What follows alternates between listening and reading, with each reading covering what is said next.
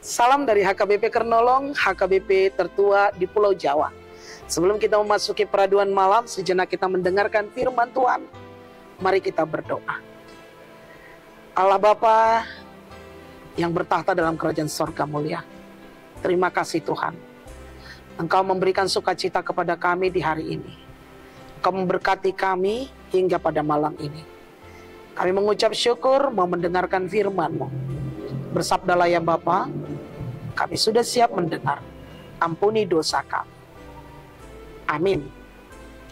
Firman Tuhan yang menjadi renungan bagi kita di malam ini sesuai dengan bacaan malam Almanak HKBP 2025 Senin 10 Februari 2025 dari Roma pasalnya yang ke-8 dimulai dari ayatnya yang ke-37 hingga ayatnya yang ke-39 dan yang menjadi pembimbing ayat 37.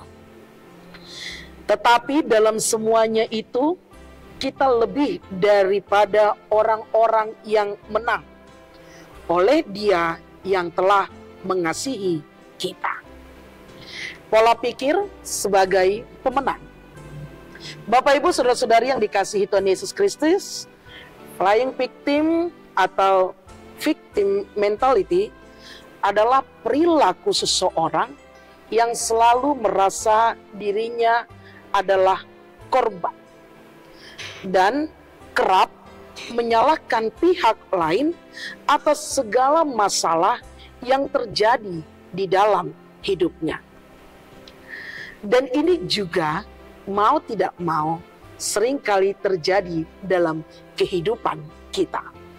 Mengkambing hitamkan orang lain agar kita tidak disalahkan.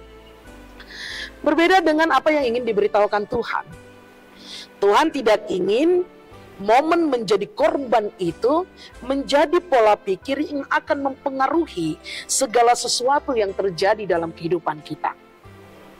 Dia tidak ingin, Tuhan tidak ingin kita menghabiskan sisa hidup kita dengan mengenakan kacamata yang menutupi segala sesuatu yang terjadi pada kita. Tuhan ingin kita memiliki pola pikir yang berbeda, berani untuk menghadapi setiap permasalahan dan pilihan yang menjadi konsekuensi dalam kehidupan kita. Tuhan mengingini kita memiliki pola pikir sebagai seorang pemenang, bukan sebagai korban. Bapak Ibu saudara-saudari yang dikasihi Tuhan Yesus Kristus, tipe orang yang kalah, yang selalu mencari kambing hitam untuk menyelamatkan diri adalah orang yang memiliki mental korban. Apapun yang menyebabkan kita terjebak dalam pola pikir korban, kita harus bertanggung jawab untuk keluar dari pola pikir itu.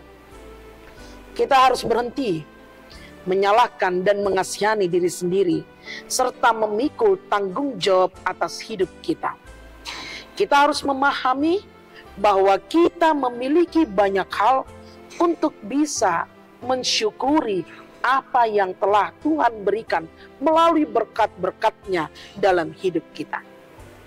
Karena itu, Bapak Ibu, saudara-saudari yang dikasihi Tuhan Yesus Kristus, milikilah pola pikir sebagai pemenang, di mana kita telah diselamatkan oleh Tuhan.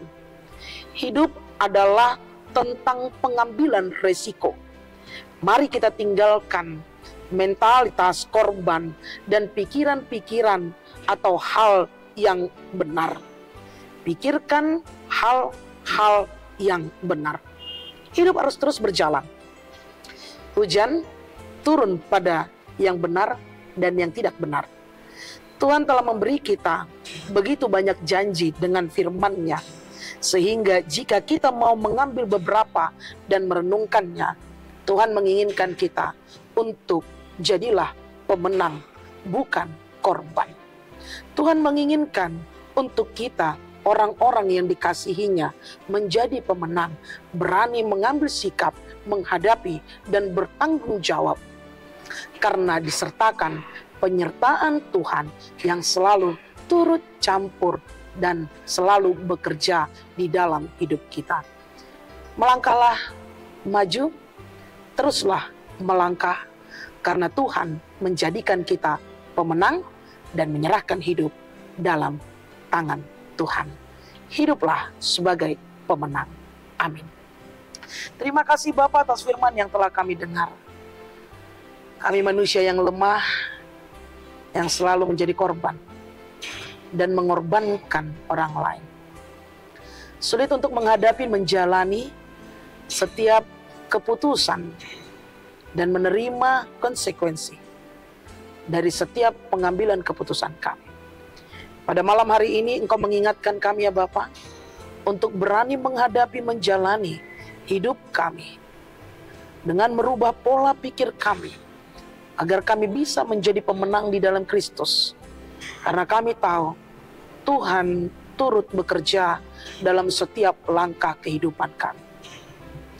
Jangan biarkan kami lari dari setiap permasalahan kami, tetapi ajari kami untuk berani menghadapi setiap langkah kehidupan kami dan menjadi pemenang seturut dengan kehendak Tuhan.